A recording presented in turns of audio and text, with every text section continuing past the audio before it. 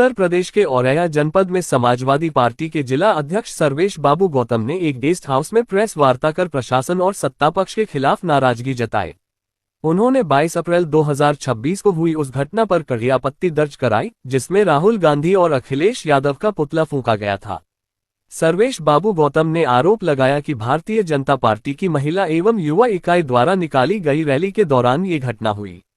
उन्होंने कहा कि इस मामले को लेकर समाचार पत्रों में भी खबरें प्रकाशित हुई हैं और संबंधित लोगों के नाम भी सामने आ चुके हैं। इसके बावजूद प्रशासन द्वारा अब तक कोई ठोस कार्रवाई नहीं की गई है। उन्होंने प्रशासन से मांग की कि जिस प्रकार सोशल मीडिया पर छोटी छोटी पोस्ट पर भी तत्काल कार्रवाई की जाती है, उसी तरह इस मामले में भी संज्ञान लेकर कानूनी कार्रवाई की जाए। उन्होंने चेतावनी देते हुए कहा कि यदि प्रशासन निष्पक्ष कार्रवाई नहीं करता है तो समाजवादी पार्टी के कार्यकर्ता भी स्वतंत्र रूप से प्रतिक्रिया देने को बाध्य होंगे। सपा जिलाध्यक्ष ने आगे कहा कि अगर कानून व्यवस्था की स्थिति बिगड़ती है तो इसकी जिम्मेदारी प्रशासन की होगी, न कि समाजवादी पार्टी की। उन्होंने ये भी आरोप लगाया कि वर्तमान सरकार विपक्ष के तौर तरीकों को अपनाकर खुद ही पुतला दहन और रैलियों जैसी गतिविधियों में शामिल हो रही है। प्रेस वार्ता के दौरान उन्होंने दावा किया कि आगामी चुनावों में जनता सत्ताधारी दल को सत्ता से बाहर करने का मन बना चुकी है, जिसके चलते सत्तापक्ष के लोग पहले से ही विपक्ष की भूमिका का अभ्यास करने लगे हैं। वार्ता का आयोजन किया गया है, उसका मुख्य उद्देश्य क्या है? सम्मानित साथियों, सादर नमस्कार।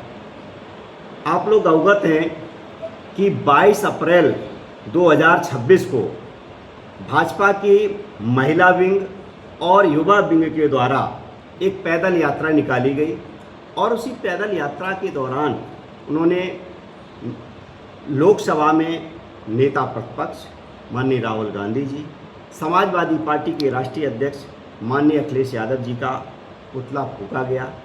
ऐसा आप लोगों ने समाचार पत्रों के माध्यम से भी देखा होगा और सोशल मीडिया पे भी देखा होगा। मैं इस संबंध में कहना चाहता हूं कि जिस तरह से प्रशासन विपक्ष के किसी व्यक्ति के द्वारा, किसी बच्चे के द्वारा भी अगर धोखे से कोई पोस्ट अगर सोशल मीडिया पर डल जाती है तो तत्काल उस पर कार्रवाई कर दी जाती है, उसी तरह से संज्ञान प्रशासन यहाँ पर भी ले और इनके खिलाफ कानूनी कार्रवाई करे, उनको चिन्हित करते हुए। वैसे उनके पास नाम भी भेज दिए गए हैं, हमारे कार्यकर्ताओं द्वारा ओपनली ये कर दिया गया है और समाचार पत्रों में भी उनके नाम ओपन हैं, तो इसलिए उन पर कार्रवाई निश्चित रूप से करनी चाहिए। अगर ऐसा नहीं होता है तो निश्चित रूप से समाजवादी पार्टी के कार्यकर्ता आगे की कार्रवाई के लिए बाध्य होंगे और इसी तरह से हम भी भाजपा के पुतला फूंकने के लिए कार्यकर्ताओं को पूरी तरह से स्वतंत्र कर देंगे और इसमें अगर किसी तरह की कोई भी कानून व्यवस्था बिगड़ती है तो इसके लिए समाजवादी पार्टी कतई जिम्मेदार नहीं होगी। वैसे सच्चाई तो यही है कि वर्तमान में जो सरकार में बैठे हुए लोग हैं वो पूरी तरह से विपक्ष जैसे काम करना उन्होंने शुरू कर लिया।